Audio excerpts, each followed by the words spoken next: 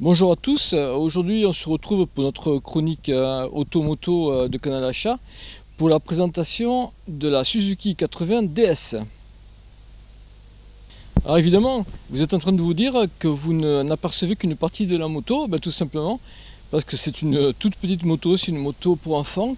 Suzuki a une longue tradition de machines de ce type-là, à partir des années 80, avec des premiers modèles délicieusement rétro, qui ensuite ont suivi une évolution et qui s'est terminée dans les années 2000. Bon, celle-ci est une 80 DS de 1990. C'est une moto qui avait été bien utilisée par son ancien propriétaire, qui avait bien fait son temps et qui a été restaurée par la personne qui me l'a gentiment prêtée, bon, qui a donné une seconde vie.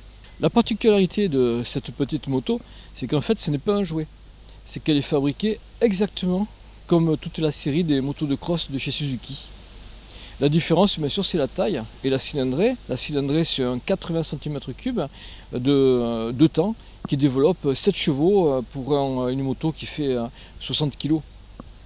Ça marche quand même très fort. Il y a une boîte de vitesse à 5 rapports, un embrayage. Et bien entendu, elle marche au mélange étant motorisée par un moteur de temps. La moto à l'origine était équipée d'un phare. Bon là, elle a été restaurée en configuration course avec des plaques porte-numéro. Bon, la moto a été repeinte en jaune et bleu, c'était les couleurs d'origine. Ce sont surtout les couleurs course de chez Suzuki en tout terrain. Les freins à l'avant sont à tambour, comme ça se faisait à l'époque. Le moteur est quand même surdimensionné par rapport à la moto, c'est là qu'on s'en rend compte sur ce côté-là. Bon, c'est un 80 cm3 de temps et il marche fort quand même. Surtout qu'il n'a pas beaucoup de poids à amener du coup. Le propriétaire actuel m'a expliqué qu'il s'est retrouvé face à un dilemme. C'est l'axe du kick qui est cassé. Voilà. Donc il y avait une solution, c'était de tout démonter à nouveau et de changer l'axe de kick. Ça a demandé beaucoup de temps, outre le prix aussi de la pièce, un petit peu difficile à trouver. Et le bénéfice-risque ne valait pas trop le coup parce qu'en fait, comme on va le voir dans quelques instants, la moto démarre très très facilement à la poussette. Il manquait le pot d'échappement.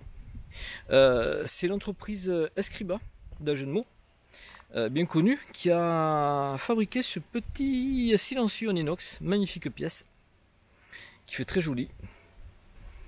Et donc le propriétaire actuel m'a expliqué que la difficulté de la restauration de cette petite machine a été de trouver les pièces manquantes de carrosserie. Le garde-boue arrière et le garde-boue avant étaient manquants. Ils n'étaient pas d'origine. Donc il a fallu entamer une recherche sur des sites internet et sur le Bon Coin au bout de 3 mois. Quelqu'un a mis en vente un garde-boue avant et un garde-boue arrière, bon pas parfait, là il est percé bizarrement celui-là,